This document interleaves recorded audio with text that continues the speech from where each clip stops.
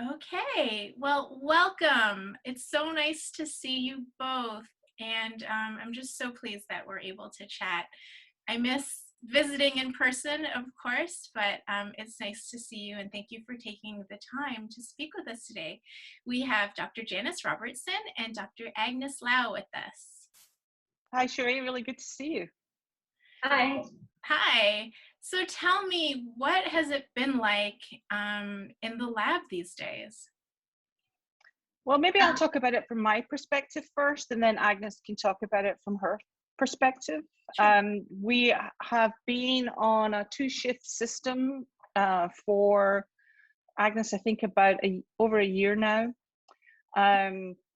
where we have two shifts of people who work in one shift and then another group of people who work in a second shift. And the first shift is usually from about 7 until 1 o'clock in the day. And then the cleaners come in from 1 till 2. And then there's a second shift from 2 to 8 or till 9 o'clock at night. And that's the way the lab has been working. And so I have often worked at home because we're also at 50% occupancy. So if I go in, I take the spot of one of my people working in the lab. And so it's better for me to work from home, which I do a lot of writing and reading, and let somebody like Agnes and the other members of the team be able to go into the lab and actually do the experiments. So that's it from my perspective. And then for you, Agnes? I think from everyone else's perspective in the lab, it is challenging, I'm not going to lie, mainly because, as Janice was mentioning, of the time constraints for a lot of people in our lab. And so it makes it harder to work with others in the lab potentially, because, for example, if someone's working in the morning primarily, and then they want to work with someone who's in the afternoon primarily, then everyone has to sort of juggle the schedules to try to make it happen that those two can work together and can do the experiments that they need to do. So it's challenging in those aspects, and so we just have had to be a little bit more flexible in the way that we work, and also quite a bit more patient, because we found that, for example, things that we might need for experiments take longer to come in, perhaps due to like a supply chain issue, like somewhere else in the world, so that we can't get certain things on time. So we have to be a little bit more organized in our experiments and things like that. Wow. So it sounds like things are still a bit of a challenge, but it's amazing that you've been able to make it work and that you found ways to still work together, even though you can't really do it like you used to. I've been really impressed with our team in the way that they've worked together. They've helped one another. It's like it's like war times when everybody starts helping each other out, and people are helping each other with their experiments. People in the morning shift might set something up for somebody in the afternoon shift, and the collegiality has just been incredible. I mean, they really are a team, and as you know, Sheree, that's the way to get forward in every aspect of life, but also especially for our research. So it's just been incredible. I'm very, very proud of them, and they haven't given me too hard a time about it because they've had a lot of challenges, students who need mentoring, and that's very difficult doing it over Zoom. Trying to talk to someone who's looking down the microscope and say, well, this is what you should be looking at, it's very difficult. So I go in and on those occasions, but also Agnes is a tremendous mentor to the younger students. They always go to her for advice and help. And I've really appreciated Agnes's efforts within the lab in that regard. They've learned so much from Agnes, and that's helped me a great deal. So thank you, Agnes. Thank you for that. Oh, yeah, that's great. it's true though. It's very true. That's great. So tell me, there's on the internet, there's all kinds of talk about new findings all the time. So tell us what's new in the world of research for ALS? What can we look forward to? What's sort of imminent and right now in the ALS research world? Well, first of all, I'd like to just talk a little bit about what's going on in our lab, that, Agnes's projects that are being really self-driven by her in terms of her thinking, her planning, and also trying to bring together different types of ALS, because as we've talked about before, you have genetic forms of ALS. They have a family history of the disease. That's about 5 to 10% of people. And in 90% of people, it's sporadic, meaning we don't really have any clue why they got the disease. And so Agnes has been kind of spanning these two worlds and designing her projects and trying to understand the mechanisms that cause the disease. And maybe Agnes would want to talk about that a bit more. And within the lab in general, we have projects aimed at looking at genetic causes with the idea that we know how the disease starts when you have a genetic cause. And by breaking that down, we will find pathways that are also important for sporadic ALS as well. And we have some projects that are absolutely directed at therapies, looking at trying to block certain pathways in the disease.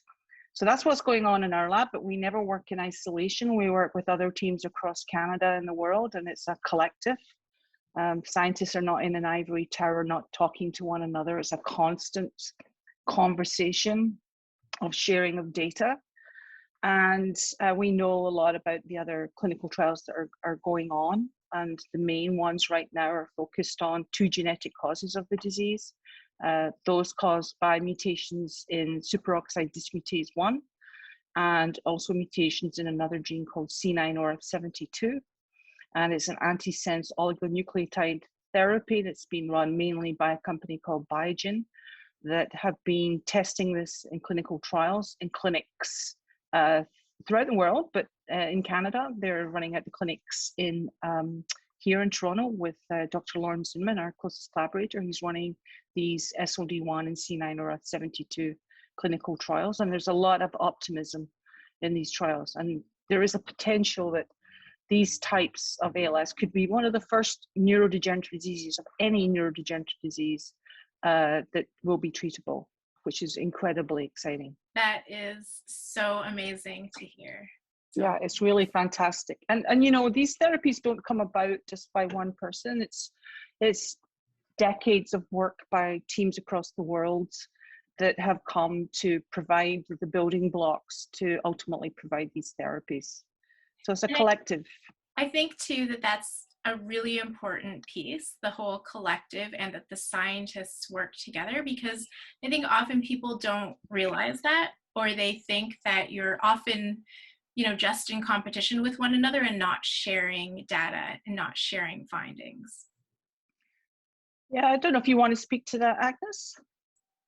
Yeah, I think in general, as Janice was saying, we do try to work together, not only, for example, in our lab as a team, but then across, for example, Canada, there's like such entities like ALS Canada, where people really try to work together, and then also globally as well. And so as a lab, we know that we share reagents with other labs to help like speed along their work, so that we're not in a silo, essentially. I think ALS is such a horrendous disease that, you know, we've chosen this field to work in because we want to make a contribution, and as much as anybody, we want to see a treatment. We don't want to see people having to suffer or live with these diseases. You know, we want to put an end to it, and so, you know, there's no way that you're going to be hiding things or not sharing things if you think it's going to make a difference. But I think an element of competition is good, because if everybody's all under the one roof, then you need that spirit of competition. It's just the human way, right? I mean, that's how you're going to accelerate the pace towards discovery, is through that element of competition. Exactly. Agnes, do you want to share what work you're doing right now? Yeah. So I think I've spoken about it before. Like in general, I'm working on TB43, which, as Janice says, spans a lot of the ALS cases, because it's found pathology-wise in about 90% of the cases. And so we've been working pretty much the past year on like optimizing experiments to try to find some binding partners, so things that connect with TB43 to help to change how it functions, essentially. And so what we've done is, right now, we've done that main experiment, And now we're going through essentially the list of potential candidates to see like what is there, what is true, and trying to validate what we've come across and see how important it is to ALS, how important it is to have TP43 functions. And so by going through this experiment and the validation process, we'll hopefully find out a little bit more about TP43, and that will eventually lead to potential new therapies. That's amazing. Every time I talk to you, anyone in the lab, it's just so exciting to hear, all the new things that you're learning about ALS. And we're just so proud to be part of supporting the lab and, part of that road of going down there and making a difference, finding a cure and or a new therapy, because things are so different today than they were even almost 5 years ago when we lost Christopher, right? It's amazing how quickly things change. And I think this really shows that our supporters and the people that support ALS Double Play really are making a difference, and they're making a difference, across Canada in your lab. And I'm just so grateful for, our supporters and for you. Well, we're very grateful to you and all your supporters, ALS Double Play. I mean, we really have a huge debt of gratitude to ALS Double Play, and also to Christopher, who we never forget.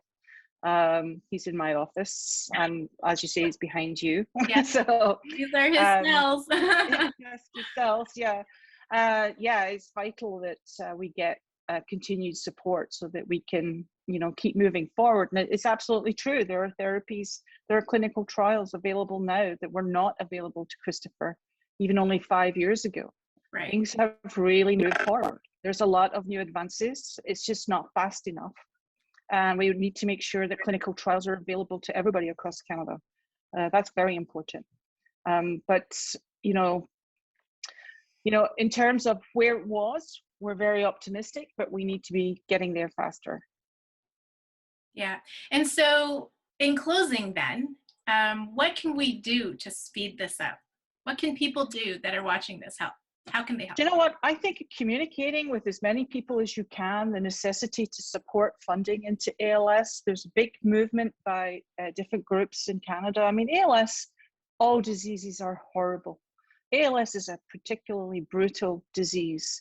And, we know now that there are, I've had friends, who have elected to have the, assisted death. And I just don't want that to be the option. I think we all want to be able to provide an option that doesn't, it's not a choice of ending your life, that there has to be better options. But we need to support from the government. I mean, we really need to, when you look at what's happened with our, our friends in the United States, the amount of funding that's gone into research, that's how it's going to make a difference.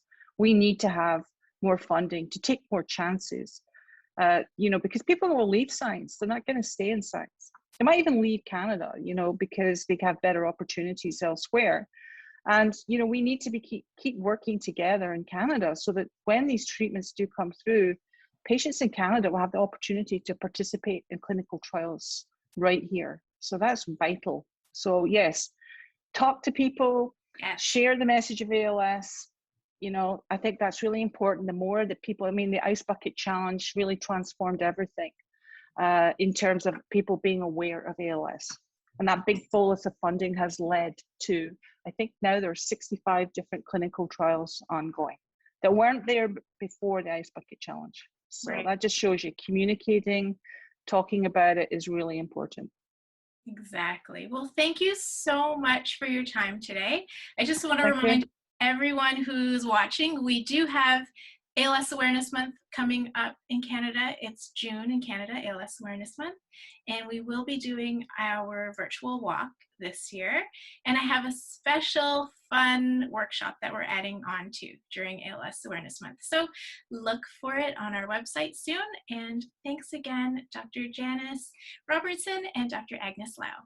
Thank you, Sherry. Thank you so much. Thank you.